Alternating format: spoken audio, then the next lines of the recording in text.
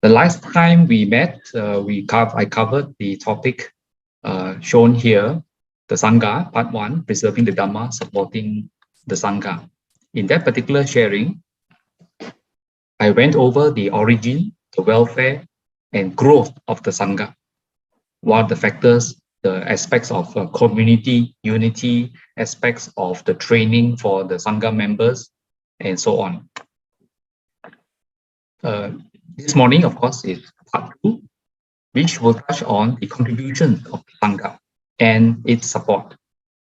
This picture particularly shows artistic rendition in which it shows King Asoka, the person on the right, saluting the Sangha members who are in the Third Sangayana, or more commonly known the Third Buddhist Council.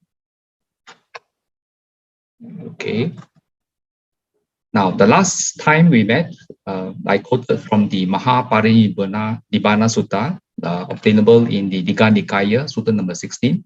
The Buddha mentioned that after 45 years of instruction, of guiding, and being a friend to many of the Sangha members, the Buddha mentioned that the Sangha is wise, well-disciplined, apt, and learned, preservers of the Dhamma, living according to the Dhamma, abiding by the appropriate conduct, and having learned the Master's word, are able to expound it, preach it, proclaim it, establish it, reveal it, explain it in detail, and make it clear. Until when adverse opinions arise, they shall be able to refute them thoroughly and well, and to preach this convincing and liberating Dhamma. Now, of course, in all the list of functions, the one we will talk about next few slides will be the aspect of preserving the Dhamma. Of course, in all these duties that the Sangha members are performing, they have not lost sight on why they have renounced the world and taken refuge in the Buddha, Dhamma, and the Sangha. That is to gain liberation, to attain Nibbana, okay, which is the primary goal. And of course, soon after the Buddha gave that proclamation regarding the Sangha, the Mahaparinibbana, the passing away of the Buddha, occurred. Now, there's something very important distinction in use of terms regarding the Buddha's passing.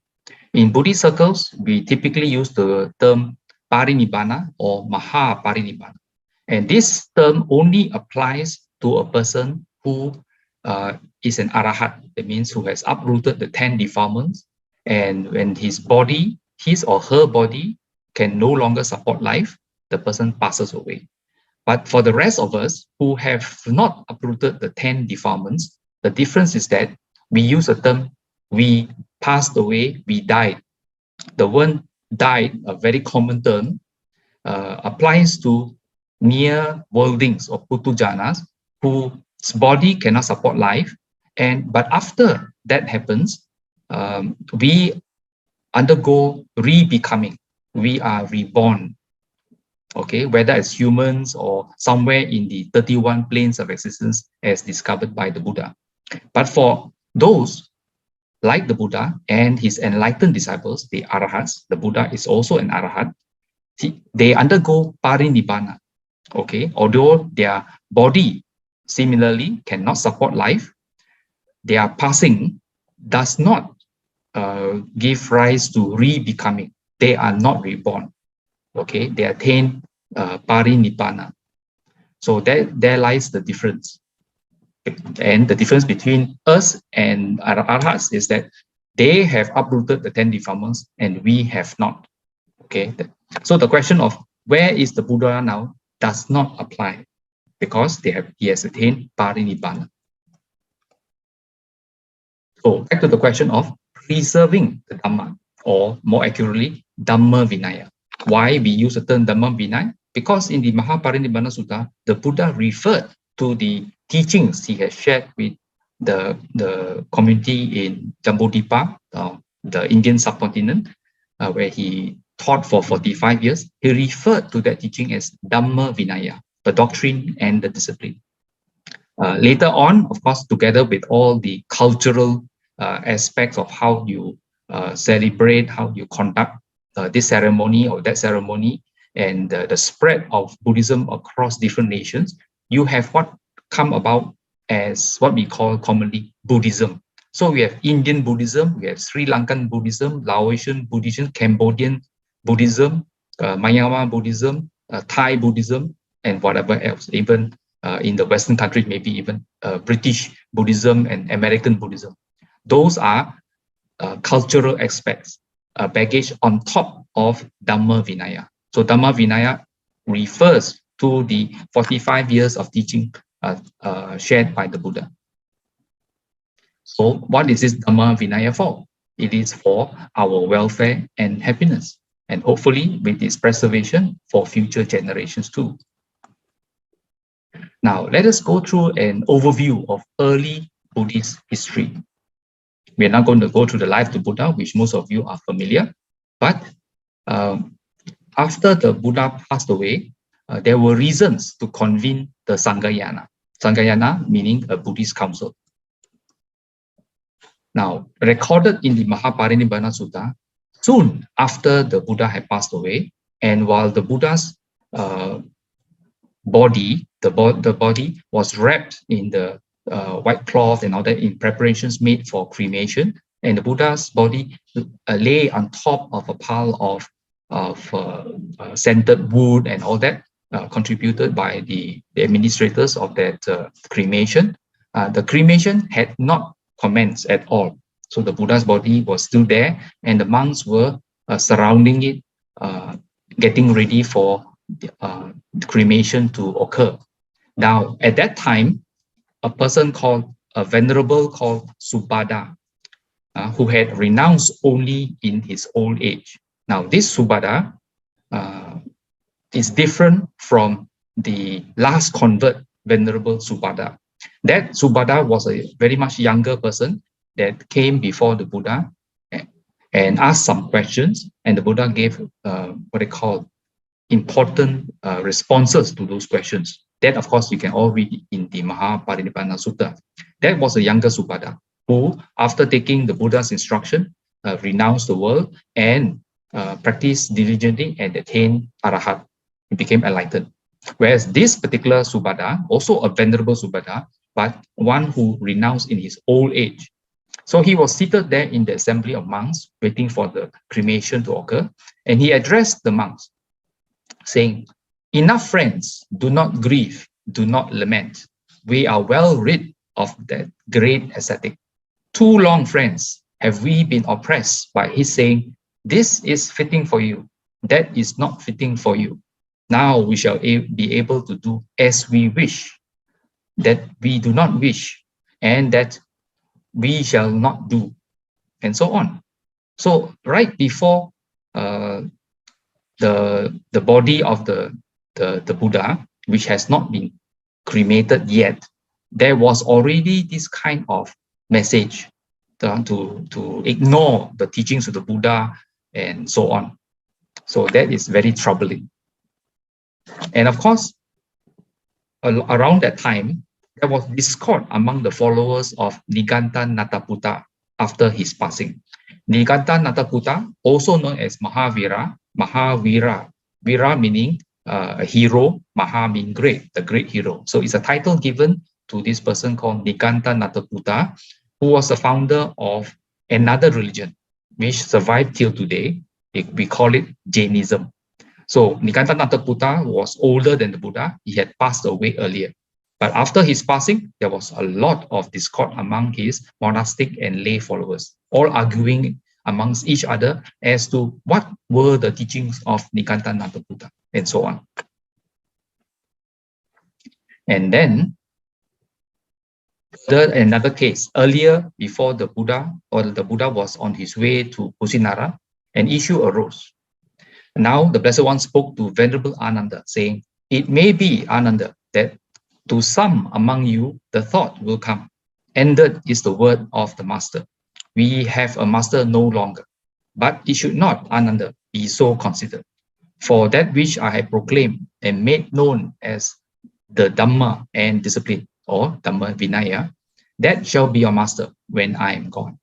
So the import of this particular statement indicates that the Buddha did not intend at that time to proclaim any successor to the leadership of the Mahasangha. So not a physical successor, not a human successor, but what did he teach? The Dhamma Vinaya shall be the master, shall be the guide for all the community. So of course, these are just the top three reasons. There were other reasons that caused concern among some of the senior Sangha members, particularly a Venerable Mahakassapa. Mahakassapa, during when the Buddha's body lay on top of this of the wood in preparation for cremation, Venerable Mahakassapa was not there yet. He was on the journey. He had just got news of the Buddha's passing away, and he and his followers hurriedly journeyed to Kusinara to attend the funeral.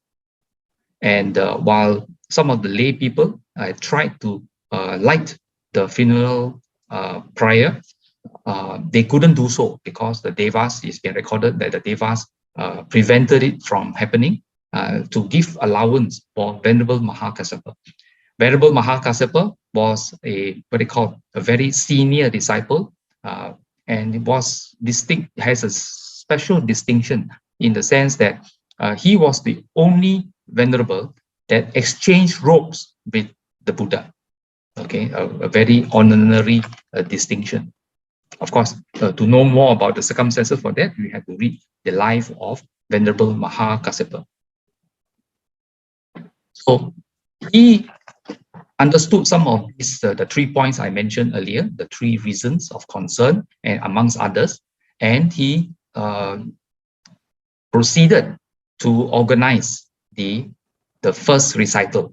The word recital in Pali is Sangiti. Sometimes the first council, the Buddhist council, is also mentioned as the first Sangiti.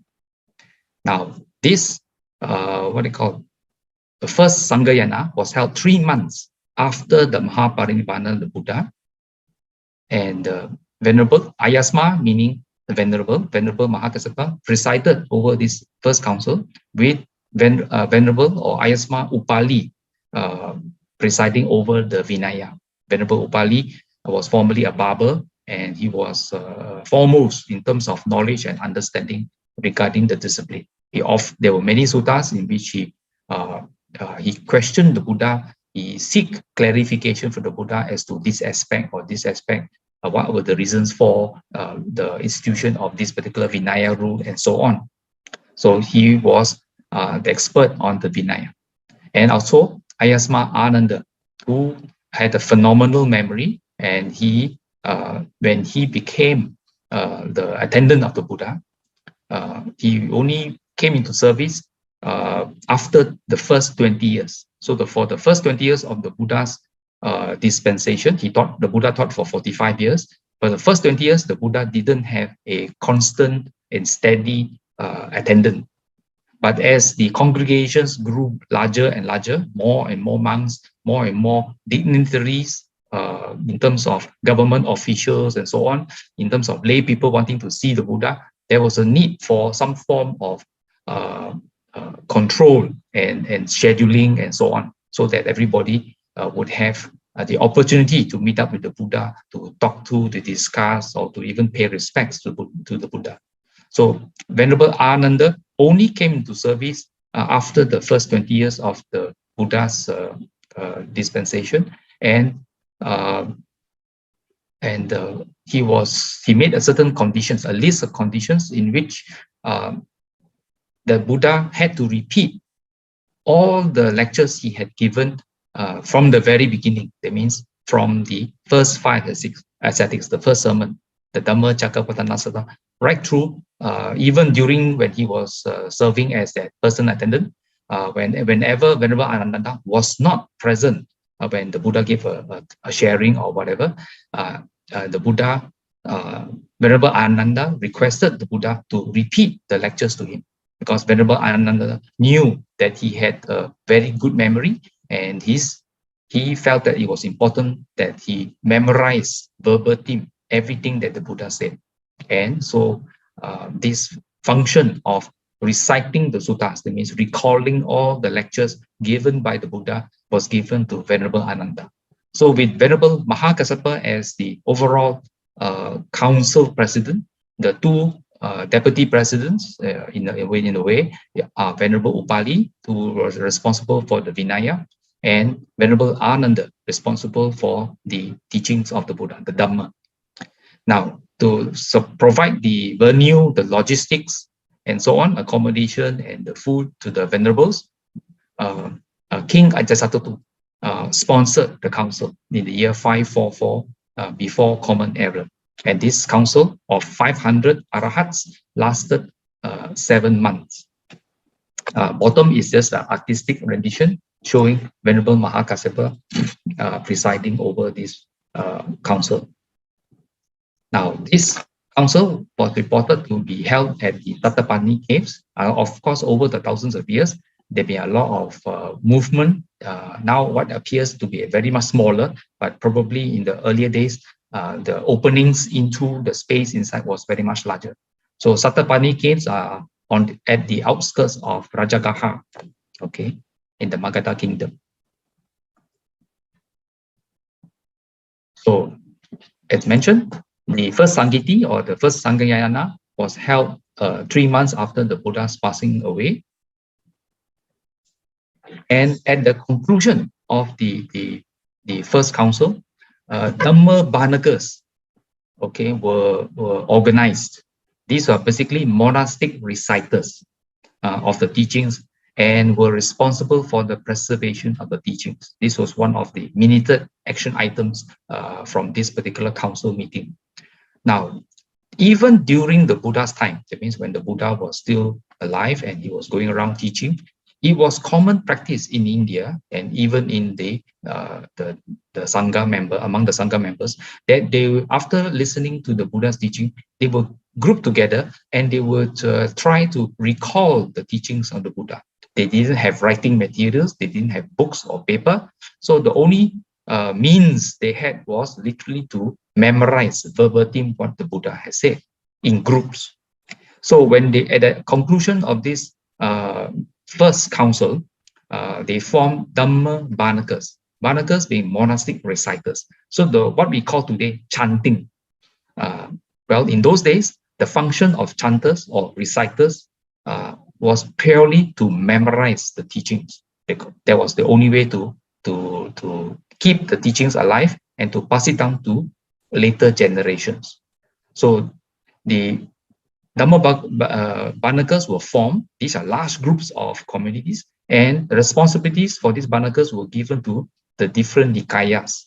The Digha Nikaya being responsible by Venerable Ananda and his disciples. And of course, these are in the hundreds, if not thousands of monks.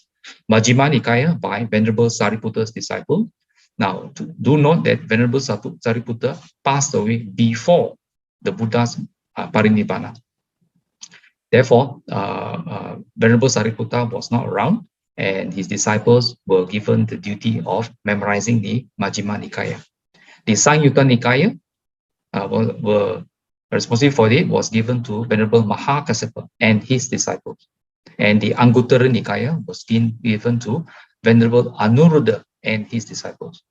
Now, do note there are only 4 Nikayas here at the conclusion of the first Sangayana. There was no Khuddaka Nikaya, which what I would call the minor collection or miscellaneous, which contains many assorted books like the Dhammapada and so on. So at the conclusion of the first Sangayana, there were only these 4 Nikayas.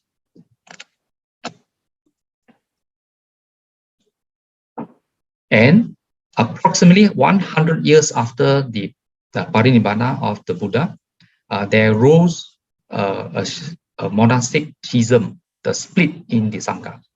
There arose another school of thought called the Mahasangika, the Great Assembly. Now, the second recital, in order to get a grip on this aspect, the second recital or the second Sangayana, was held 100 years as mentioned, and Venerable Rewata chaired the council, while King Kalasuka sponsored the council in 443 BCE, and this lasted 8 months.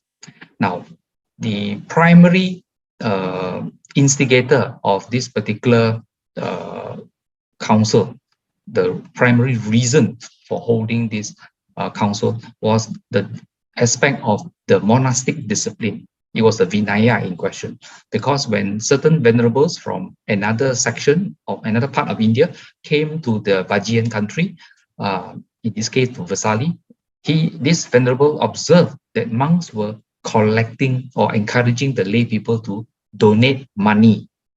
And in this particular picture, on the bottom right of bottom corner of this picture, you can show two monks having a bowl, and in it contains coins. Okay, basically collecting money.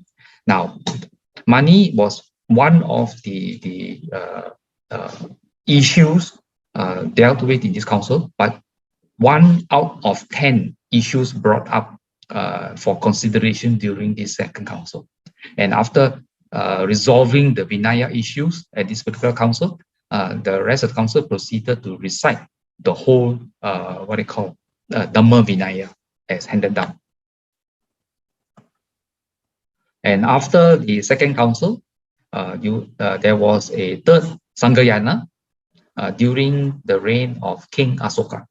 And it is during King Asoka's reign where there arose the Tipitaka, the 3 baskets.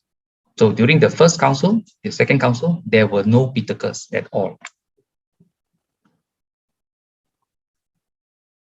Now, the picture on the left is in the early days, in which it shows a young novice by the name of Nigroda sitting on the throne. That means King Asoka's throne. And the person who is paying respect to the novice Nigroda was none other than King Asoka. When he came to the palace, he was bemused by a young novice being so brave as to sit on his throne.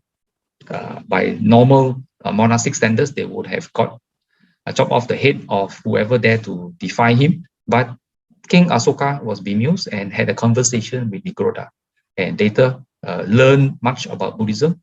And of course, most of you are familiar that he has given up wars, bloody wars, and he became a strong supporter of Buddhism. Now, the third Sangayana was held approximately 300 years after the passing away of the Buddha, and it was presided by Venerable Moggaliputta Tissa. And of course, King Asoka sponsored the council, and this was the year 308 before Common Era. Now, the proceedings lasted 9 months. And the conclusion of that, of course, as I mentioned, there came to be the Tipitaka. Now, comprising the Vinaya Pitaka, the Sutta Pitaka, and the Abhidhamma Pitaka. The language in the Pitaka is that of Pali. Now, Pali itself is technically not a language, but Pali itself just means the language of the text. Of course, in this case, the language of the Buddhist text.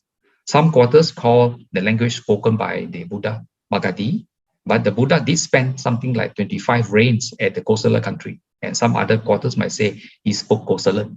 These are basically dialects along the area. The Buddha did not speak Sanskrit. And all these languages, Magadhi, Kosalan, or basically what we call the language in the Buddhist text, Pali, has no script. That means there's no writing, there's no ABC where you can write it down. It is just spoken, spoken by the people in the streets, in the markets, and so on. Whereas Sanskrit can be spoken, and he has his own script.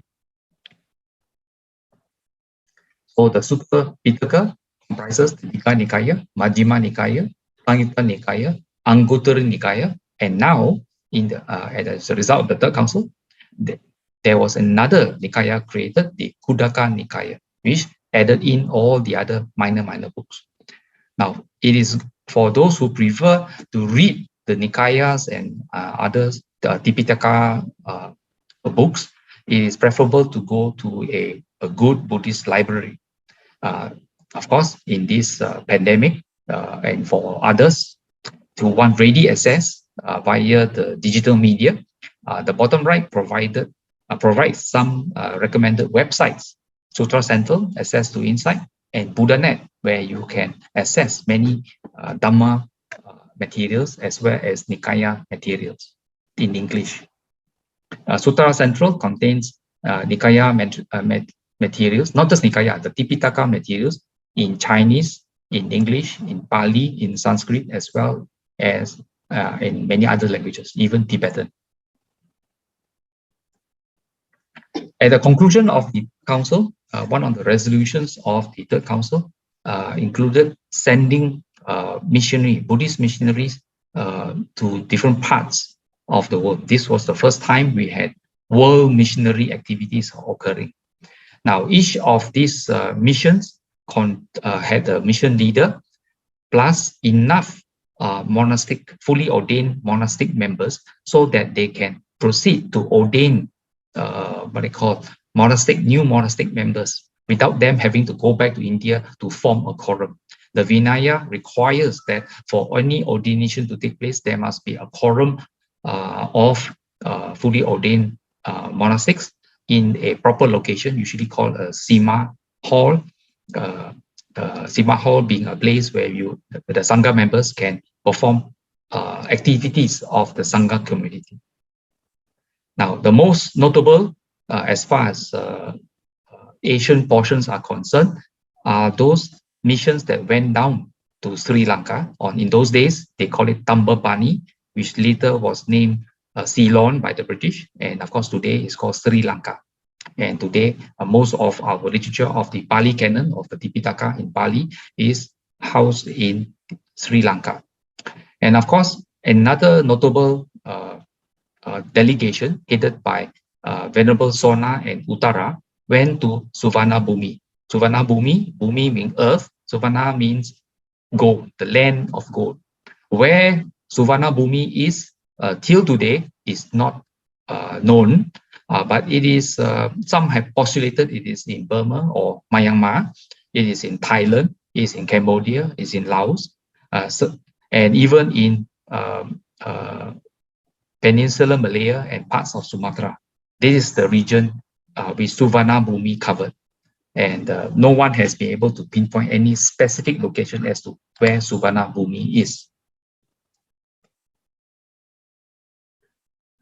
So around 25 BCE, there was the fourth Buddhist council, the fourth Buddhist Sangayana, held in Sri Lanka. So the earlier Sangayanas were all held in India, and the fourth Buddhist council, the fourth Theravada Buddhist council, was held in Sri Lanka.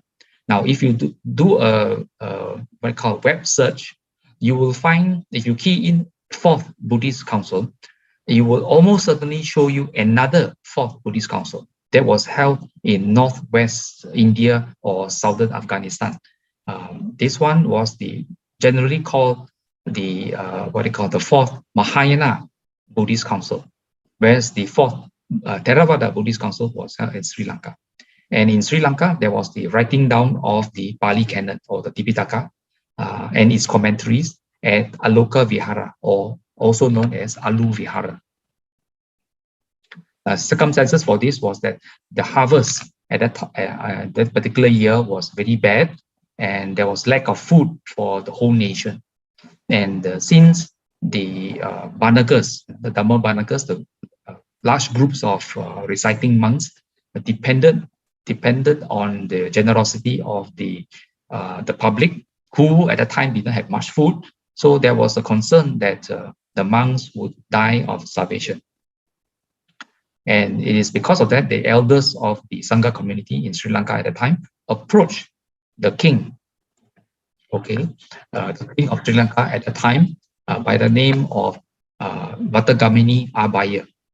So King Vatagamani the Fearless, for assistance to sponsor holding the effort to hold the fourth Buddhist council, in which there was also the writing down for the first time. Of course, in this case, in the Sinhalese script. As I mentioned, Pali has no writing, and so it can be written in Sinhalese script In Myanmar, it has also been written in Myanmar script, in Thailand, in Thai script. In India, it has also been written in Devanagari script. Now, of course, today we have a lot of Pali in ABCs. It's called the Romanized script, but all simulating the pronunciation, the sound of Pali. So it is from here that the writing down progressed to the 21st century, even the 20th century. A lot of the Tipitaka is now in cyber media. Okay, you can access it readily. So a quick run through. In 1871, Common Era, the Fifth Council was organized in Burma and held in Mandalay. And in 1954, Common Era, the Sixth Council, the Second Sangayana, Chata meaning six, was held in Myanmar in Yangon. That was the last Buddhist council held. So that was a quick run through. And all this holding of councils and efforts by the monastic community, the Sangha, to preserve the Dhamma. And we have to take note that recorded in the Mahavagga, in the Vinaya Pitaka, the Buddha mentioned to the first 60 Aharas, now the picture artistic rendition below, that the Buddha mentioned, monks, go on tour for the benefit of the common folk, for the happiness of the common folk, out of compassion for the world, for the welfare, the benefit, and the happiness of gods and human beings. So this is the motivation for encouraging Sangha to go forth and try to preserve the Dhamma and share the Dhamma for our benefit, for our happiness, for our welfare. Now, this is one slide from the last week's sharing from the Saddhamma Patirupaka Sutta, which is talking about the survival of the true Dhamma. Saddhamma meaning the true Dhamma. So the Buddha mentioned in this particular sutta that there are 5 things that lead to the continuation, the persistence, and enduring of the true teaching. What 5?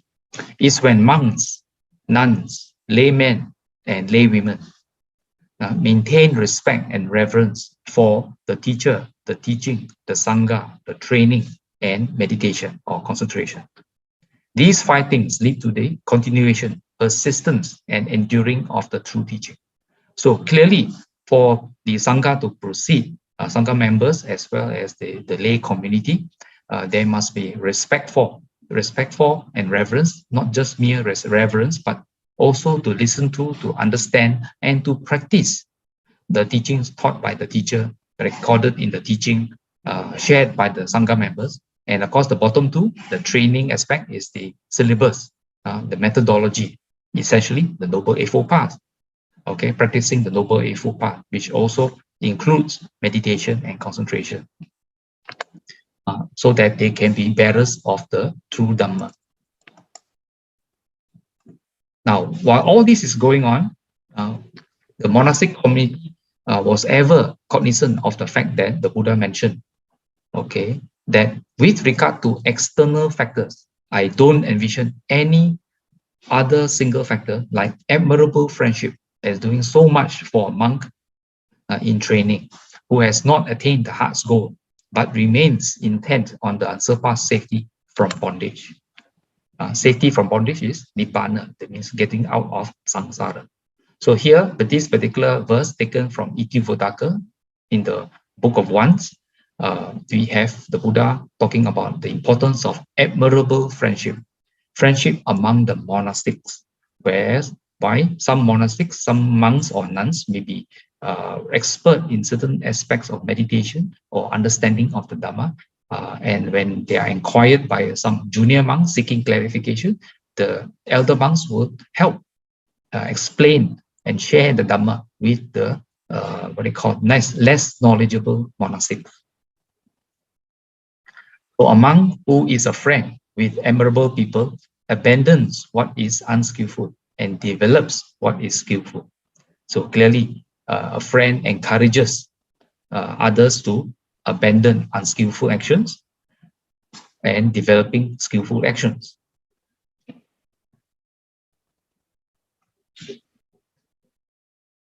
So a monk with admirable people as friends, who's reverential, respectful, doing what his friends advise, mindful, alert, attain step by step the ending of all fetters. That means attaining nibbana. So clearly, the monks not just preserving, but having to practice so that they can be an example to the lay people and other monastics, and also can share from experience. Now, respect is a quality frequently mentioned in the Tipitaka.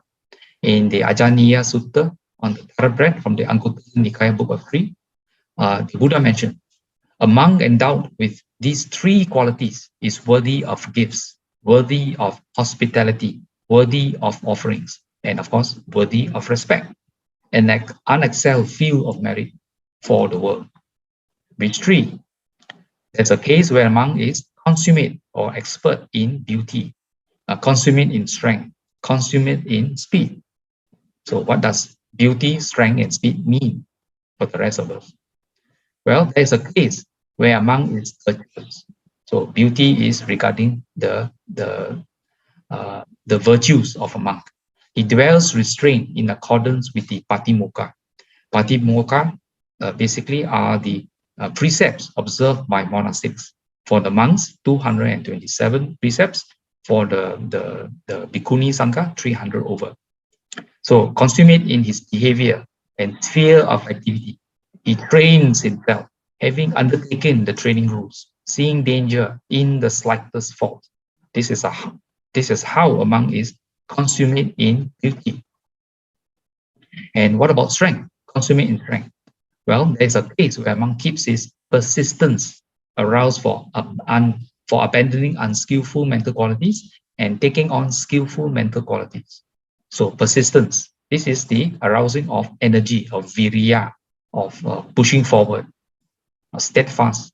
So he is steadfast, solid in his effort, not shirking his duties with regard to skillful mental qualities.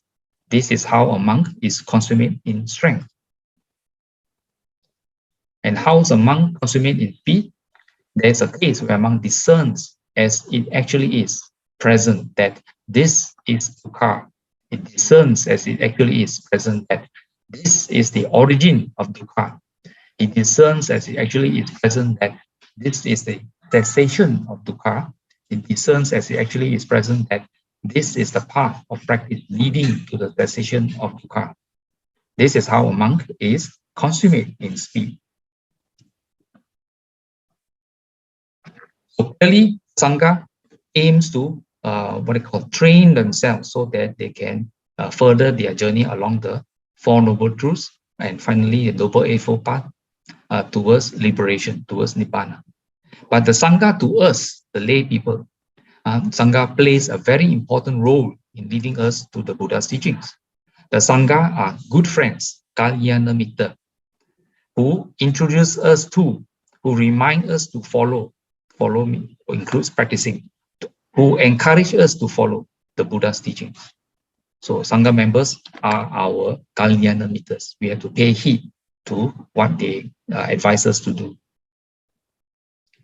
And even in the with respect to the Dhamma, that is listening and discussing the Dhamma in the Mangala Sutta.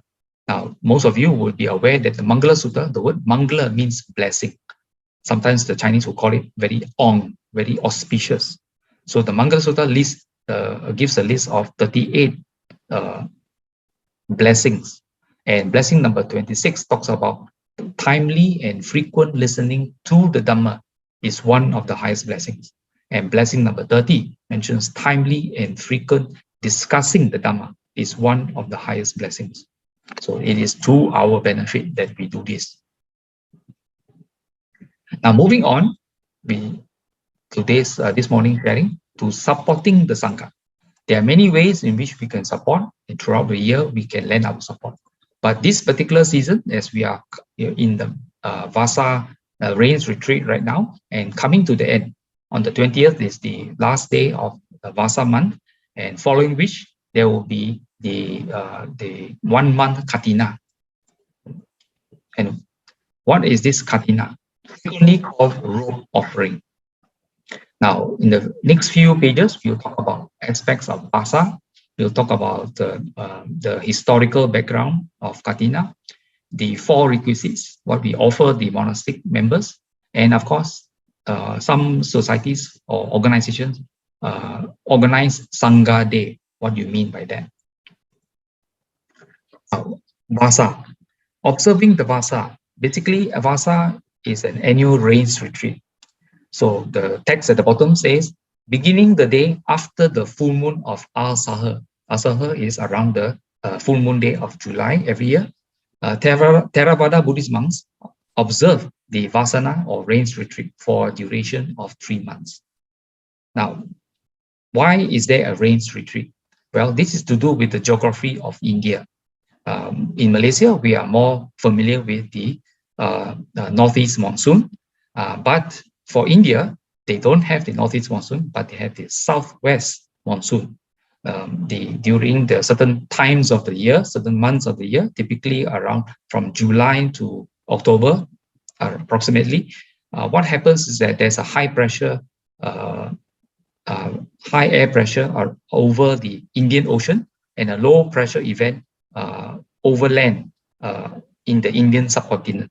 So high pressure winds will blow across the Indian Ocean, picking up a lot of moisture and move towards areas of low pressure, which is the Indian subcontinent. And it deposits a lot of moisture, means it rains a lot. So during the Buddha's time, there was a lot of flooding, a lot of flash flooding. And it was also the time where, because there was a lot of water, there was also the planting season for the farmers and so on. And it was very difficult for monastics to move around between villages and towns because of the no proper roads, no proper drainage, a lot of mud, and so on. So the monks were advised by the Buddha to stay put in wherever they were. So in this particular village or whatever. So, and since they are not moving around for 3 months to wait out the rains retreat, this is the period in which the monastics would use to intensify their practice, usually obtaining a meditation object from the Buddha or from elder monks, and they will proceed to what they call to their Vassa locations and practice intensively. It was during this Vassa that many monks attained enlightenment. Now, it is for monks to stay put in one particular location. It is a great opportunity for the lay community to support, to feed, to house, and so on, the monastic members. So therefore, in offering dana, in giving food, and so on, very often the Sangha members would also share the Dhamma with the lay community. So while the monastic community was intensifying their Dhamma practice, the lay community also had the opportunity to listen to and get advice from monastics present at their village. Now, another aspect of worthy of respect contained in the Anapanasati Sutta, also known as mindfulness of breathing, from the Majjhima Nikaya Sutta number 118. Now, frequently, we will refer to this Anapanasati Sutta for the techniques of meditation, the mindfulness of breathing in and breathing out. So, but other sections of this sutta mention monks. This assembly, in this case, the assembly of monks, is free from idle chatter, devoid of idle chatter, and is established on pure heart wood. Such is this community of monks. Such is this assembly. Sort of assembly that is worthy of gifts, worthy of hospitality, worthy of offerings, worthy of respect, and incomparable field of merit for the world. Such is this community of monks. Such is this assembly. So you will note that this particular verse talking about the assembly being worthy of gifts, hospitality, offerings, and respect. Here in this morning sharing, I already showed you at least 2 locations, 2 suttas, where the Buddha mentioned this. There are many more. And the sutta continues. Sort of assembly to which a small gift, when given, becomes great, and a great gift, greater. Such is this community of monks. Such is this assembly. The sort of assembly that is rare to see in the world. Such is this community of monks. Such is this assembly.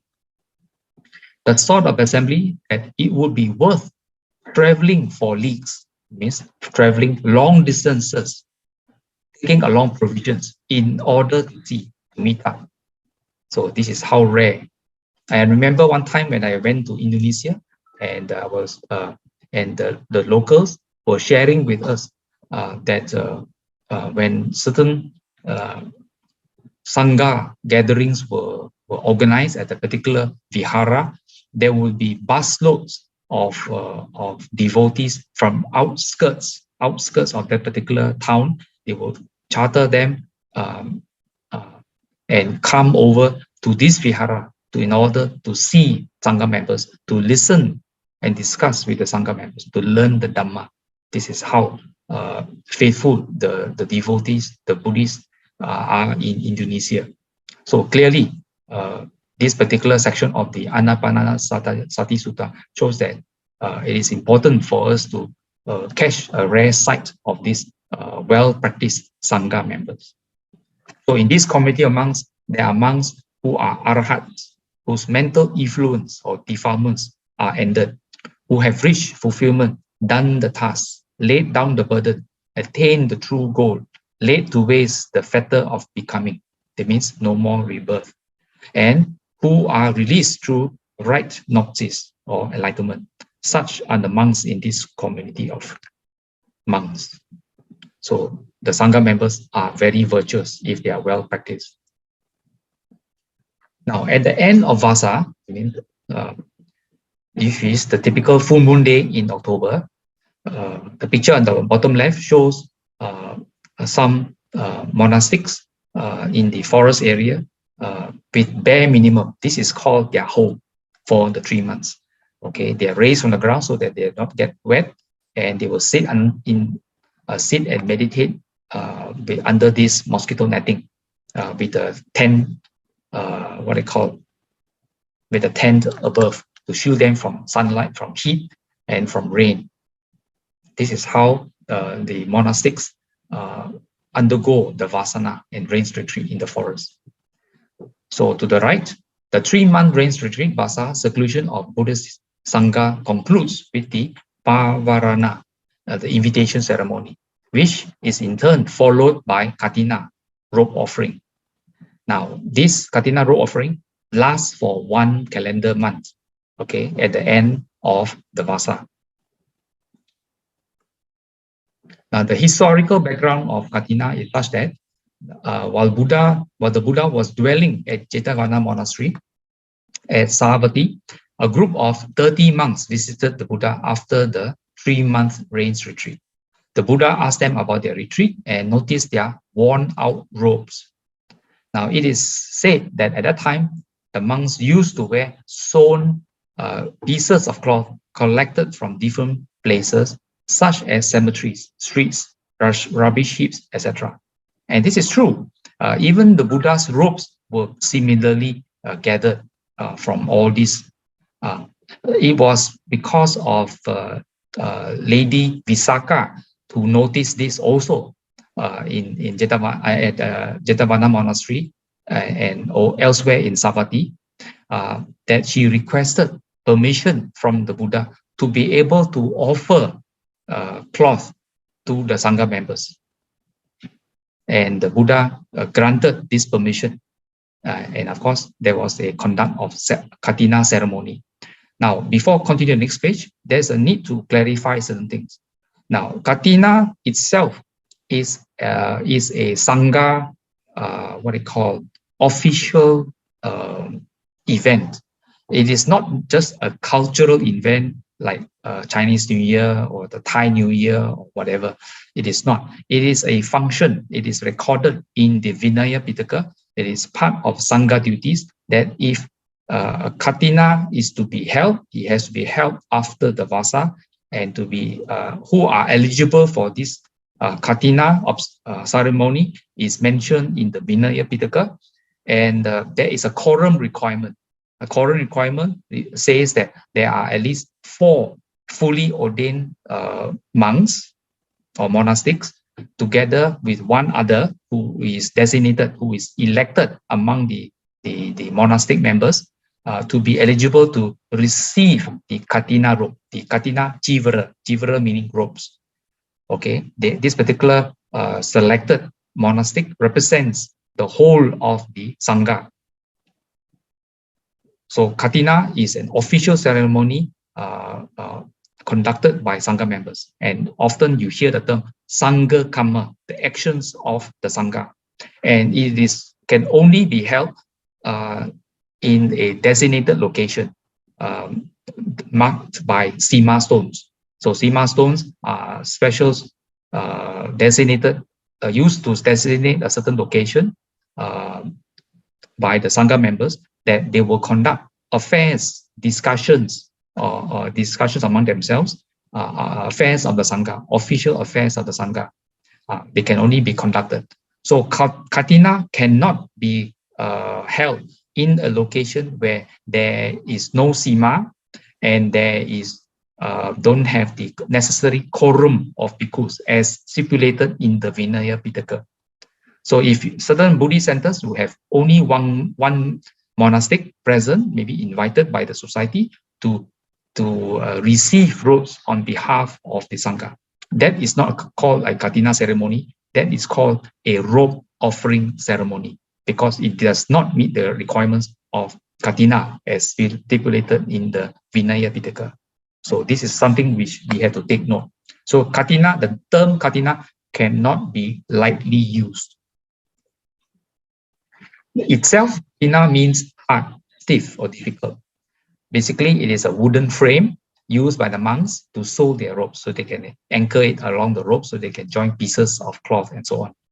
So, however, the word mostly denotes the robe, or jivara in Pali, and as I mentioned, katina jivara, the katina robe. The character of the material used symbolizes the jivara, which is one of the 4 requisites of a monk. The katina robe is offered to the monastic Sangha by lay followers. Notice, the robe is offered to the collective monastic Sangha, not to an individual monastic. Okay, you may pass it to one particular monastic, but the monastic will take these robes offered by the lay community and put it together with all the other robes the rest of the Vihara or the monastery has collected, and as needed, if the monks' robes are in bad condition, then perhaps the Sangha community will say, "Oh, go and avail yourself to a particular robe." Okay, later. So the Buddha granted permission to celebrate the katina ceremony with the following rules. Now, only those who have successfully completed the rains retreat can accept the katina robe. The period of offering is only for 1 month, from the middle of September to October, or October to November. And when the katina robe is offered to the Buddhist Sangha by lay followers, a group of monks, not less than 4 monks. This is 4 fully ordained monks. Novices are not called monks. Okay, not less than 4 monks who have undergone a higher ordination will officially hand over to a selected monk by performing, here the term you use, Buddhist ritual activities. Well, these are just proclamations as recorded in the Vinaya Pitaka. A monk who has received the katina robe is not allowed to receive the katina robe a second time in the same month's period. So whoever observed the rains retreat from the later time are also not allowed to receive the katina robe. Only those who have entered the rains retreat from the earlier time are allowed to receive it. The proper time to give the katina robe is from sunrise to dawn the next day. And in modern times, this is usually assumed to be 24 hours. And the monk who accepts the katina robe enjoys 5 privileges. Notice the ... So for more details on these privileges, please go over to the article by Venerable B.D. deepen under the significance of the Katina offering ceremony. These are essentially Vinaya Pitaka aspects. Now, a further clarification. On the right-hand side of the screen, you can see Katina is not Papa, P-H-A-P-A. Now, Papa is a common term used amongst Thai monastics, which also means offering of robe offering. Now, there is a difference between Katina and Papa. Papa is robe offering that can be done any time of the year, January, February, or whatever month. But Katina is unique. Katina can only happen after the rains retreat and is governed by the rules recorded in the Vinaya Pitaka, whereas Papa is not. Okay, so Papa is just robe offering, and robe offering is not necessarily Katina. So Katina has a special place, and we should not use the word Katina frivolously, because it is governed by the rules recorded in the Vinaya Pitaka. So Papa and robe offering can be other times. Now, here we go through some of the 4 requisites, the Chataro Nisaya of a monk, basically covering clothing, food, lodging, medicine, and they have to be treated properly.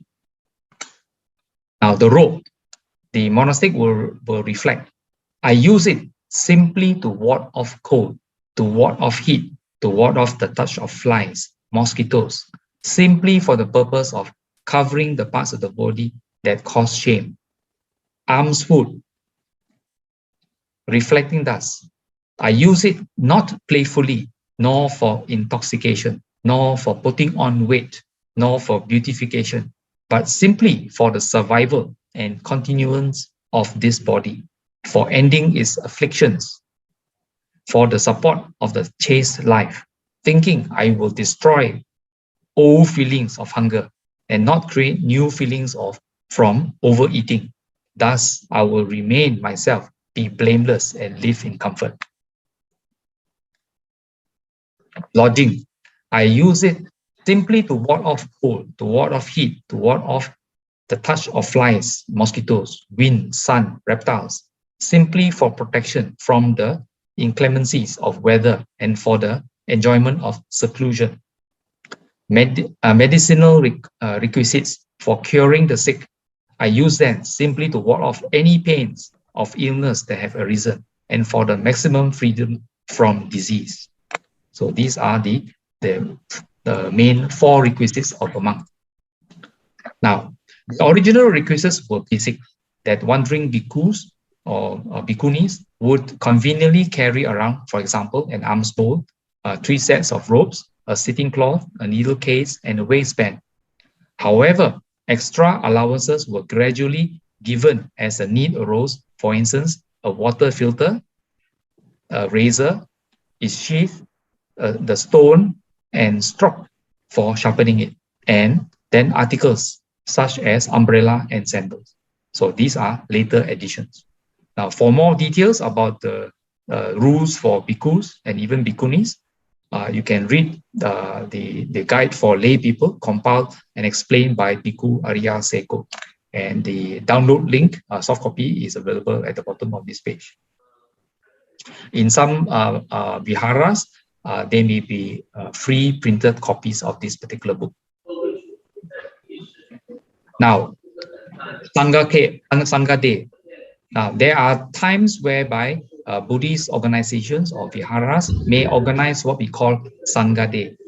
So it's basically an important occasion for the lay community to honor the virtues and contributions of the Mahasangha, okay, in preserving and propagating Buddhism. It is also an opportunity for devotees to express gratitude and to support the Sangha members by offering robes, requisites. And the thing I want to highlight is donate funds for their medical care and education and so on. This is usually via the Sangha fund established by a registered, duly registered, a legal Buddhist organization. So there is audit involved and receipts given and so on.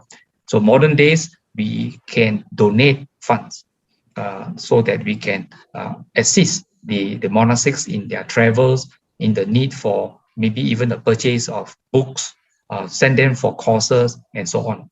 So the Sangha Fund fulfills this particular opportunity, and many good Buddhist societies, including Bandar Utama, would have this Sangha Fund established. So lastly, we would like to go through, which you have already gone through during the puja. This is the English translation of the qualities, the 9 qualities of the Sangha. In this case, the Arya Sangha. The Sangha of the Blessed One's disciples, who have good conduct, who have upright conduct, who have wise conduct, who have dutiful conduct. In other words, the 4 types of noble disciple, when taken as pairs, the 8 when taken as individual types. They are the Sangha of the Blessed One's disciples, worthy of gifts, worthy of hospitality, worthy of offerings, worthy of reverential salutation, the unexcelled field of merit for the world. So here are just some figures selected. Of course, it cannot cover all possible monastics ever over the 2,000 over years.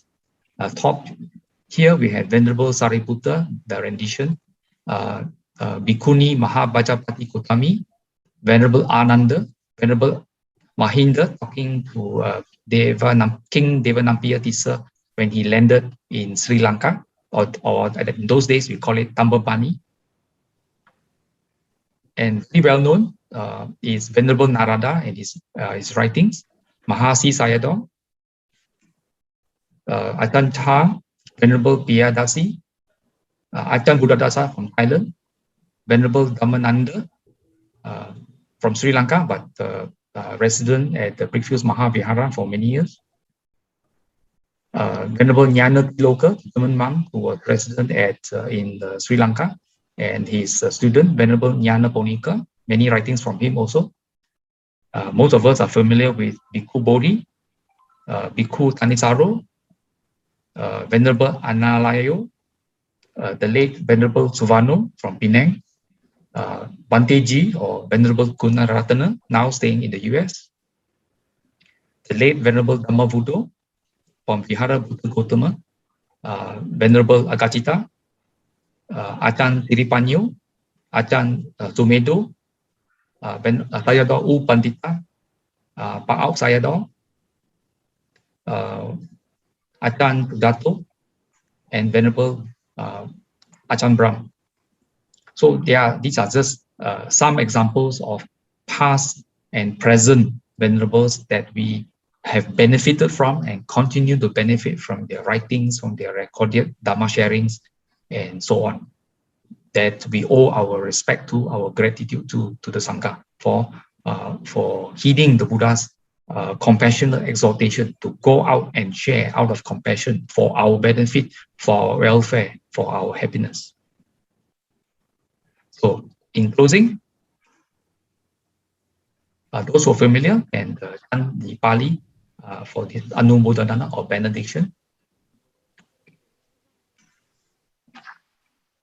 Akasatta Bhummata Deva Naga Mahitika Punyang Tang Anumoditva Jirang Rakkantu Sasanang Jirang Rakkantu Desanang Jirang Rakkantu Mamparan. Dedication of merit. Idam vo nyatinang hotu sukita hontu nyatoyo. Idam vo nyatinang hotu sukita hontu nyatoyo. Idam vo nyatinang hotu sukita hontu nyatoyo. Closing veneration. Arahang Tamma Sambuddho Bhagava Buddhang Bhagavantang Abhivademi. Swakato Bhagavata Dhammo Dhammang Namasami.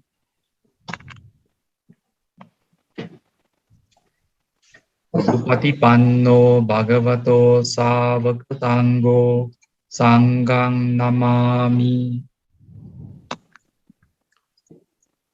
Abde Sattva Sukhi Hontu. May all beings be happy. Jirang Titatu Satambo. May the good doctrine long endure. That's all for this morning sharing. Hand over to the MC. Thank you, Stop. Brother Ananda, for this very substantial Dhamma sharing this morning. Yes, in fact, it's got a lot of stuff for us to really digest and understand and to use it and practice. Yeah, our brothers and sisters in the Dharma, we have a couple of minutes or maybe even longer for question and answers or any comments that you have. So if you do have, kindly put in the chat and I'll forward to Brother Ananda for him to give us a I mean, we can chat about it. Yeah, let me check and see if there's any. Yep, I think it take a while for them to recollect their thoughts. Yeah.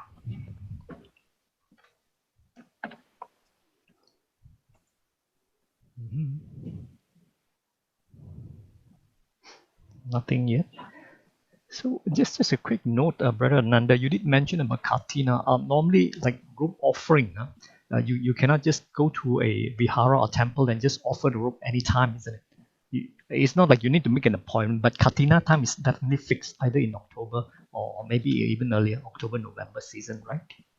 Yes, essentially is an act of the Sangha community. Sure. So it is a Sangha community, maybe in discussion with lay supporters to fix a particular date. And all Katinas may only be conducted during what they call at the end of the Vassa and for one calendar month. 1 month. It's not in December and January, anytime you want. Okay. That's great. Yeah. Okay. Thanks for the clarification. Let me see if there's any others coming through.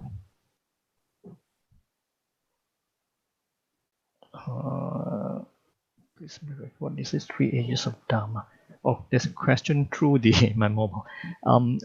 What is the 3 ages of Dharma? May I know we are currently in which age now? This is a question posted. Oh, I'm not knowledgeable at the moment regarding those particular details, so I will not answer that particular question. Sure. Okay. Thanks. Yeah. All right. Right. They're still waiting for some. The other thing is, I did remember hearing a Dharma talk before, and it's something like this, very well written, quite impressive in a way. It says like hindered by ignorance. I think it refers to pudujanas and fettered by cravings. We as pudujana runs around in samsara, and then an example is like a dog tied to a leash and chasing its tail and never getting around it. So that saying really applies pretty well to people who don't really understand the Dharma, right? In a way, yeah. For us to begin to appreciate Dharma and to learn how to get rid of that leash and go out of samsara, maybe.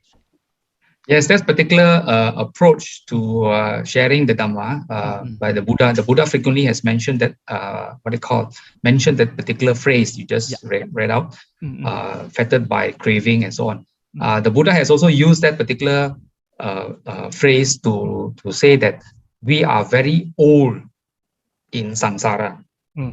Okay, and because of our ignorance that we have been going round and round this cycle of birth and death, ad infinitum. Ad infinitum. That means we can go further back beyond this universe into older and older universes, and we were somewhere around. So as long as we do not understand the Dhamma, we do not liberate ourselves from our defilements, we will continue into the future, ad infinitum, wandering around.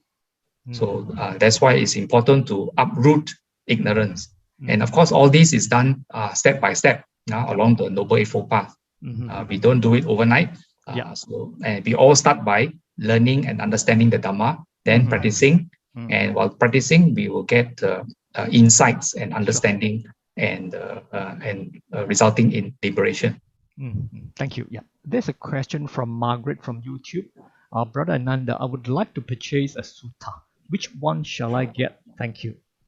Can you please repeat it? Purchase a what? I would like to purchase a sutta. I think maybe she's referring to like Majjhima Digha Nikaya or maybe Oh, Majjhima okay. or some Yuta. Which one should I get first, maybe? Thank you. Yeah. Okay.